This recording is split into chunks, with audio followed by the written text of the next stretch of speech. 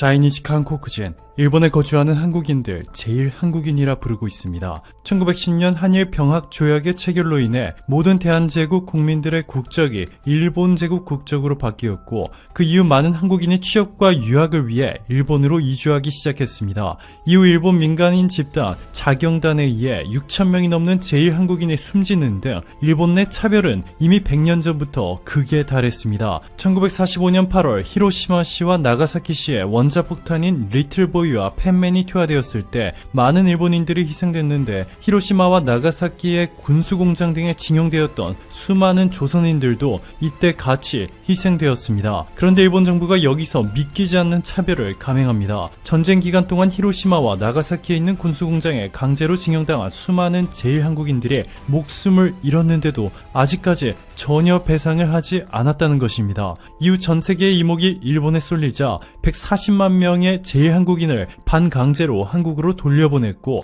일본에는 60만 명 정도의 한국인이 남았습니다. 그로부터 70년이 지난 지금 일본은 여전히 일본 내 한국인에 대한 차별을 멈추지 않고 있습니다. 차별의 방법이 바뀌었을 뿐 차별 강도는 오히려 더 심해졌죠. 일본의 공영방송 NHK가 SNS를 통해 주석도 없이 조선인이 고함을 지르며 열차의 창문이란 창문은 모조리 부쉈다, 조선인 놈들 등이 포함된 내용을 그대로 내보냈고, 항의가 빗발치자 NHK는 전쟁시대의 중학교 1학년이 보고 들은 것을 충분한 설명 없이 발신해 현대의 시청자분들이 어떻게 받아들일지에 대한 배려가 충분하지 않았다라는 사과문을 발표했지만, 문제의 SNS 게시물을 삭제조차 하지 않았습니다. 더 황당한 것은 일본 법무국의 판결인데요. 히로시마 법무부는 침범의 사실이 있었다고까지는 판단할 수 없다 라며 제1본 대한민국 민단 중앙본부 인권옹호위원회가 민족차별을 부추긴다며 히로시마 법무국에 인권구제 신청한 것을 완전히 무시해버렸습니다. 심지어 일본의 부동산 대기업인 후지주택은 한국인은 거짓말이 만연한 민족이다 뿐만 아니라 입에 담지 말아야 할 말들까지 내뱉으며 혐한 내용이 담긴 문서를 사내에 배포했습니다. 이후 법원으로부터 배상 판결을 받았음에도 사과는커녕 사상의 자유에 큰 제약이 강해진 것이라며 항소하겠다고 밝혀 논란이 커지고 있습니다. 이에 유엔도 일본을 향해 제일 한국 차별을 경고했는데요. 유엔은 특히 고용, 교육, 사회복지 혜택, 주택, 시민권 등에 있어 제일 한국인 차별에 관심을 표시하면서 한국어 교육이 인정되지 않고 제일 한국인 학생들이 대학 진학 등 고등교육 접근에 불평등한 대우를 받고 있다는 점에 각별한 우려를 표한다 라고 지적했습니다. 자, 그런데 최근에는 일본 내 기이한 현상이 벌어지고 있습니다. 지금까지 그토록 차별 대우를 받았던 제일 한국인들이 현재 일본인들의 부러움의 대상이 되어버렸습니다. 한국 정부가 제일교포의 마스크와 방역 물품들을 지원했다는 소식이 전해졌기 때문인데요. 현재 일본에서 일일 신규 확진자 7,700명을 넘어서며 사상 초유의 위기 상황을 맞이했습니다. 1000명대에서 600명대, 어느덧 400명대까지 떨어지며 빠르게 안정세를 찾고 있는 한국의 상황과는 달리 일본은 전례 없는 속도의 코로나19 확산세를 겪고 있습니다. 이 때문에 마스크는 물론이고 방역 물품 사재기 대란이 일어날 조짐을 보이고 있고, 최근 도쿄 등 수도권에서는 1도 사면을 대상으로 긴급 사태 선언 발령이 떨어지자 휴지를 미리 사놓는 이들이 늘어나고 있습니다. 일본 정부에서는 이렇다 할 아무런 대책도 내놓지 못하고 있어 일본인들의 가슴은 턱 막혀 답답해하는 가운데, 이렇게 한국에 거주하는 일본인들의 SNS 게시물들이 올라오면서 일본인들은 한국인에 대한 부러움을 감추지 못했습니다. 이 사진은 한 일본인이 자신의 SNS에 한국에 거주하는 중학생 딸이 학교에서 받아온 마스크, 소독액, 물티슈 등의 방역 물품들을 올렸는데 무려 2,000번이 넘는 리트윗이 발생했습니다. 이를 접한 일본 네티즌들은 확실히 한국이 일본과는 정부 대응이 다르네, 우린 겨우 면 마스크 2장 받았는데 한국은 여러가지로 정부가 노력하고 있네요, 한국 굉장하다 라며 자신들의 신세한탄과 함께 한국 정부의 방역을 극찬했습니다. 일본의 충격은 여기서 멈추지 않았습니다. 일본의 파나소닉으로부터 배터리를 전량 납품받던 테슬라가 한국의 LG화학을 선택하며 LG화학이 세계 1위 배터리 회사로 등극한 데 이어서 최근 미국의 애플이 한국의 현대자동차와 손잡고 2024년 애플카를 출시할 것이라는 소식까지 전해졌습니다. 일본은 한국의 삼성 갤럭시에는 낮은 보조금을, 애플에는 높은 보조금을 뿌려 일본에서 더 많은 아이폰을 팔아줬는데, 애플은 일본의 토요타가 아닌 한국의 현대차를 선택한 것으로 알려지면서 일본은 충격과 미래에 대한 공포에 휩싸였습니다. CNN은 애플이 아이카를 만들기 위해 현대차를 선택한 이유라는 제목과 함께 현대차는 매력적인 파트너다, 현대차는 미래차 기술에서 큰 진전을 보였다 라며 극찬했고, 세계에서 가장 영향력이 막강한 일간지 월스트리트저널도 애플이 자동차의 야망을 위해 현대차와 이야기하고 있다 라고 보도했습니다. 오늘도 감사합니다. 최고로 멋진 하루 보내시길 바랄게요. 한국과 인도네시아는 2015년부터 8조 7천억 원의 사업비를 공동으로 부담해 2026년까지 차세대 전투기를 개발해 양산하는 사업을 추진해 왔습니다. 인도네시아는 사업비의 20%인 1조 7천억 원을 투자하고 시제기 한 대와 기술 자료를 이전받아 48대를 현지 생산할 계획이었죠. 하지만 경제 사정을 이유로 개발 분담금을 제대로 지급하지 않고 있습니다. 다들 상황은 잘 알고 계실 겁니다. 그런데 얼마나 체납되었는지는 잘 파악하기 어려운 게 사실입니다. 결론부터 말씀드리면 인도네시아는 2016년 이후 지금까지 분담금을 제대로 납부한 적이 한 번도 없습니다. 2016년 분담금으로 할당되어 있던 500억 원만 정확하게 납부를 한 것입니다. 하지만 2017년부터 삐걱대기 시작했습니다. 2017년에는 1841억 원 중 452억 원만 냈습니다. 2018년에는 1987억 원 전액을 통으로 연체했습니다.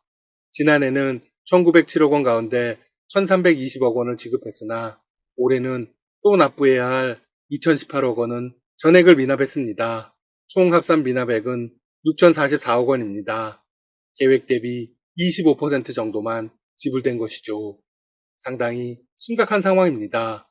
인도네시아가 미납하면 어떤 문제가 생길까요? 네, 개발 비용을 전액 한국이 부담해야 하는 상황이 발생합니다. 그러면 한국의 부담이 무척 커지겠죠? 개발하지 않고 미국산 전투기를 도입하는 게 경제적입니다. 인도네시아는 왜 갑자기 비용 납부를 미루는 걸까요? 명확한 이유는 밝혀지지 않았습니다. 다만 다른 꿍꿍이가 있다는 추측만 나오고 있죠. 가장 유력한 것은 인도네시아가 프랑스산 라팔 전투기 도입을 추진 중이라는 것입니다. 한국형 차세대 전투기 KF-X에 대한 인도네시아의 정책 기조가 흔들리자 동남아 방산시장 공략을 추진하던 프랑스의 움직임이 실제로 빨라지고 있습니다. 거래 과정에서 손해를 좀 보더라도 인도네시아 시장을 선점하고 한국 등 방위산업 경쟁국들을 밀어내겠다는 의도라는 분석이 나오고 있죠. 아마도 인도네시아의 파격적인 대우를 해주었을 겁니다. 프랑스는 이르면 다음 달 라팔과 더불어 첨단 항공 유도 무기, 잠수함, 초기함 등을 판매하고 관련 기술 이전과 금융 지원을 추가한 대규모 패키지 딜에 합의할 가능성이 높은 것으로 전해졌습니다. 만약 합의가 성사되면 인도네시아는 재정 부담 없이 첨단 무기와 기술을 확보하게 됩니다. 한국에게 송금한 돈을 버리더라도 프랑스 측과 손을 잡는 게 낫다는 결론을 내부에서 내렸을 가능성이 나오죠. 프랑스 측도 관련 사실을 숨기지 않았습니다. 프랑스 국방장관은 아직 서명은 하지 않았으나 많은 작업을 수행했고 거래도 잘 진행됐다고 공식적으로 밝혔습니다. 이에 대한 한국 정부의 입장은 무엇일까요? 인도네시아의 타국 전투기 구매 검토는 KF-X 공동개발과는 별개로 진행된 전력 보강으로 판단하고 있다. 무척 낙관적인 태도를 보이고 있습니다. 반면 방산업계에서는 다른 입장을 내놓고 있습니다. 인도네시아는 고가의 라팔 도입과 KF-X 공동 개발을 함께 추진할 여력이 없다. 네, 인도네시아가 한국과의 방산 산업에서 이탈할 가능성에 무게를 두고 있죠. 정부 차원에서 인도네시아에게 강력한 대응을 해야 합니다. 최근 정부 관계자들은 인도네시아 현지에서 실무 협의를 했습니다. 상당 부분 의견 접근이 이루어졌다고 발표를 했는데 정확한 합의 결과는 공개하지 않았습니다. 그런데 이런 상황과 관계없이 인도네시아는 한국의 입장에서는 상당히 기회의 땅이기도 합니다. 일단 땅덩어리가 넓고 인구가 많습니다. 인도네시아는 세계에서 인구가 4번째로 많고 면적은 14번째로 넓습니다. 그런데 여전히 미개척 상태인 곳이 많죠. 한국은 이런 점을 적극 활용해 우리의 이익을 취해야 합니다. 한국의 기업들이 그런 역할을 하기 위해서 속속 인도네시아에 진출하고 있습니다. 지난 30일 한국의 대표적인 에너지 기업인 LG 에너지 솔루션이 대박 소식을 전해주었습니다. 인도네시아와 최근 배터리 산업 협력을 위한 양해각서를 맺었는데 그 규모가 98억 달러, 우리 돈 약 10조 6,388억 원에 달하는 것으로 알려졌습니다. 이는 인도네시아의 고위 간부가 직접 밝힌 것입니다. 외신들도 이 소식을 대대적으로 전했죠.